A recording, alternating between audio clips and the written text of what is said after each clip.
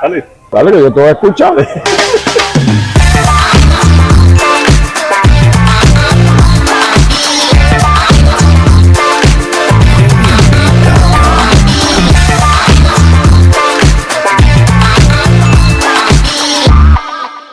Amigos de SHD Podcast, nos encontramos aquí en un nuevo episodio. Tenemos un invitado especial, a Rafael Dudamel, exentrenador de la selección Vinotinto, futbolista que pasó por diversos clubes en Colombia, Argentina, en Sudáfrica, incluso. Ya iremos ahondando un poquito en ese tema para hablar sobre lo que ha sido su retorno al Deportivo Cali. Profe, buenas noches y bienvenido como siempre a esta su casa. Gracias, muchas gracias, de verdad que encantado de poder tener esta conversación. Profe, ahí para empezar, para irnos metiendo en tema, ¿qué tal ha sido este regreso al conjunto azucarero? Bueno, siempre tiene ese componente emocional por todo lo que he vivido a lo largo de mi carrera en Colombia, los años especiales como jugador desde el 98 hasta el 2001 en el club, en donde obtuvimos muy buenos resultados, campeón de Colombia, subcampeón de América, luego ya en mi carrera como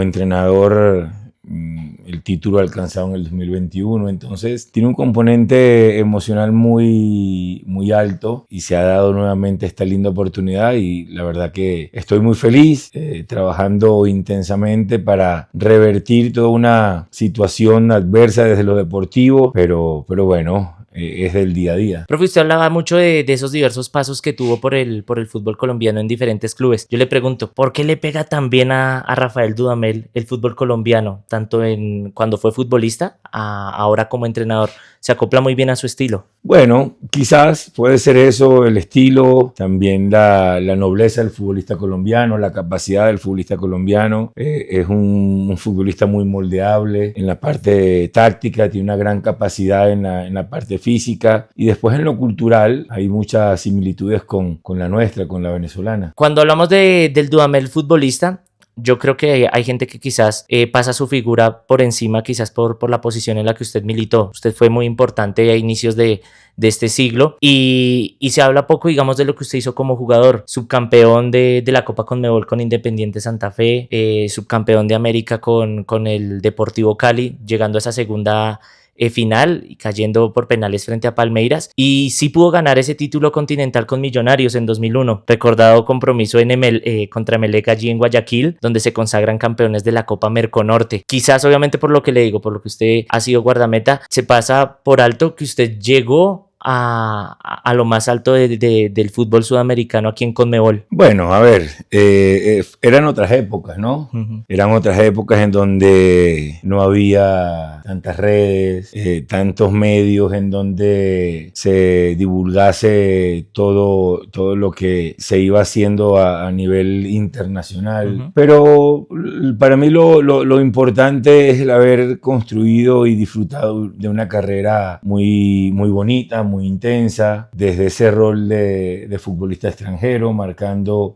diferencia en un fútbol tan exigente como el colombiano. Y no vivo y no trabajo para el reconocimiento, trabajo para mi satisfacción, para alcanzar mis objetivos, sabiendo que tanto la carrera de arquero como la de entrenador muchas veces son ingratas porque pasamos del aplauso a la crítica muy fácilmente. Entonces, lo más significativo para mí en mi carrera va siendo el poder alcanzar los objetivos que nos podemos trazar como jugador en su momento, como cuerpo técnico ahora, vivir y disfrutar de cada logro con mi familia. Y luego no puedo dejar de reconocer que siempre ha habido respeto y el cariño de las hinchadas en donde he ido. Y eso en el tiempo es lo que más me llena de satisfacción. Y hoy como entrenador no acostumbro a recordarle a mis futbolistas lo que como jugador alcanzamos, porque no les interesa. Al final uno como entrenador tiene que convencer al futbolista de que es capaz de sacar lo mejor de ellos y no con lo que yo hice, con lo que yo jugué, con lo que yo atajé. Eso es historia pasada, con lo que yo no voy a a enamorar, a convencer al jugador. Entonces, es prepararme permanentemente en cada etapa y cómo poder crecer como entrenador para cada vez estar más al nivel de los jugadores. Usted habla de etapas y de vida personal, profe. ¿Cómo le ha hecho usted para alternar también con ese rol de periodista, comentando compromisos para la cadena Caracol aquí en Colombia? Lo aprendí hace muchos años en un canal de televisión en Venezuela, en donde el productor general nos decía: no hablen para los 20, 30 amigos que les pueden estar viendo que entiendan de fútbol, hablen para los niños, para las señoras que están cocinando, para aquellos que, sin ser especialistas en la materia, les puedan entender. Entonces, ese léxico que uno puede utilizar en las transmisiones va direccionado a toda la televidencia, ¿no? A aquellos que gustan y los que no también, que cuando van pasando canales agarran allí el partido por Caracol Televisión y al escuchar pueden entender lo que está sucediendo allí, con un mensaje muy, muy claro, muy tranquilo, muy sencillo y muy simple, buscando siempre que el televidente entienda y no el lucimiento del entrenador, que en ese momento no es el entrenador. Usted hablaba también, obviamente, de cómo le enseñaron a adaptarse en esa forma. Usted también como arquero brilló en una época en donde los guardametas, habían muchos que se lucían con goles, ¿no? Higuita, Jorge Campos, Chilavert, y usted también fue un gran ejecutor de tiros libres. ¿De quién lo aprendió? ¿Quién le enseñó? No me puedo decir esa mentira de que era un buen pateador de tiro libre. Sí lo hacía mejor en los cobros de los penales, pero en los tiros libres marqué uno contra Argentina, que fue el único. No me atreví muchas veces, pero fue más una etapa en donde quizás un poco de rebeldía, a no resignarme solo a recibirlo, sino también desde el trabajo a poder protagonizar un poco desde las acciones ofensivas. Pero no, fue una sola vez. Después luego pateé uno que lo mandé al saque de banda y ya después dije no, ya no más. Lo practicaba muchísimo, pero tengo que reconocer que no tenía tan desarrollada esa sensibilidad para poder pasarla por encima de la barrera y con potencia, tomando en cuenta que si quedaba en la barrera, después tocaba correr 80 metros para atrás. Entonces, desde los penales sí, con una gran competencia con los compañeros en los diferentes equipos, me ganaba en muchas ocasiones la opción número 1 para patear. En Copa Libertadores también lo hicimos y eso allí sí me sentía mucho más seguro. Yo lo quiero traer un poco más hacia el presente. ¿Cómo ha sentido usted la evolución del rol del guardameta? Hoy se juega más con los pies. ¿Le gusta a usted los arqueros que jueguen con la pelota en el piso? Bueno, se les hace más exigente, pero la evolución de los arqueros ha sido fantástica. Hay que incluirlos permanentemente en los trabajos de espacios reducidos, o incluso también los preparadores de arqueros tienen que abrir un espacio a su planificación para que esa sensibilidad de los arqueros, sobre todo al controlar, a jugar, al entender las salidas, ellos puedan hacerlo muy bien. En esa esencia del puesto de arquero no se puede perder en la que lo más importante es atajar bien. Es atajar bien porque fíjate que en muchas ocasiones cuando intentas luego de mucho trabajo tener esas salidas, esas reanudaciones que le den claridad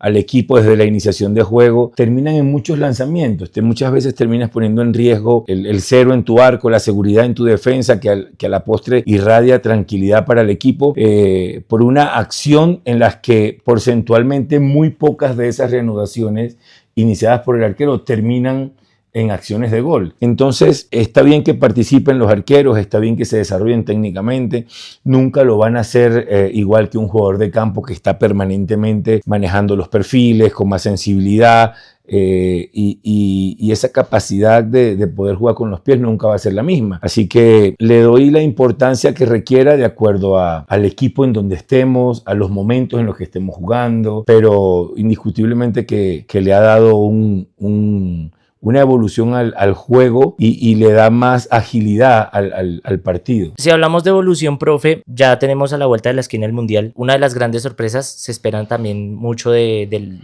de las selecciones africanas. Usted tuvo la oportunidad de jugar en el Mamelodi Sundowns de Sudáfrica. ¿Cómo era el fútbol en ese entonces? ¿Sí había sentido usted quizás una evolución allí? ¿Era un fútbol muy rústico, muy fuerte? Bueno, el fútbol sudafricano tiene mucho talento. Técnicamente son muy buenos, físicamente son muy potentes, y en lo que hemos visto en los últimos 10, 15 años, en la parte táctica han evolucionado mucho en su cultura. Luego tienen algo que no tenemos nosotros, algo que no tienen ellos, que es ese carácter competitivo que nos lleva a protagonizar siempre instancias definitorias, ganar y volver a ganar, y convivir con esa presión, convivir con esa exigencia de estar en los más altos, comenzar compitiendo bien, pero mantenerse, sostenerse en el desgaste, en la exigencia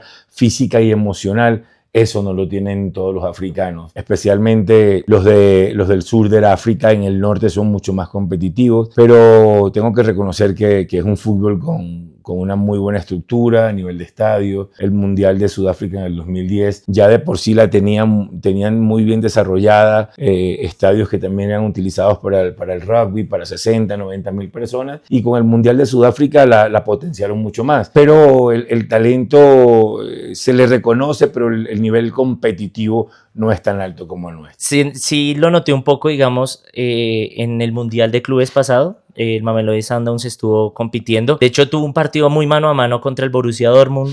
Complicó también a Fluminense, que termina ganando ese grupo. Y sí se ve quizás que para este Mundial puede dar la sorpresa, ya sea Marruecos, Senegal, que viene, bueno, con esa disputa de ser campeón de África, y que también tiene pues jugadores muy técnicos, como lo marcaba usted, profe. Hablando de selecciones, ¿qué le genera a usted la Vinotinto? ¿Cómo se siente esa pasión? Bueno, a ver, la Vinotinto es una pasión diferente. Cuando tú estás con la selección de tu país, entiendes que es un nivel superior, incomparable a ningún club, a ningún otro lugar en el que tú puedas representar. No se tiene el lujo muchas veces de poder hacerlo, y cuando se está allí hay que disfrutarlo a tope, porque estás representando a un país, estás representando a generaciones que viven con la ilusión de ver a su selección siempre triunfar.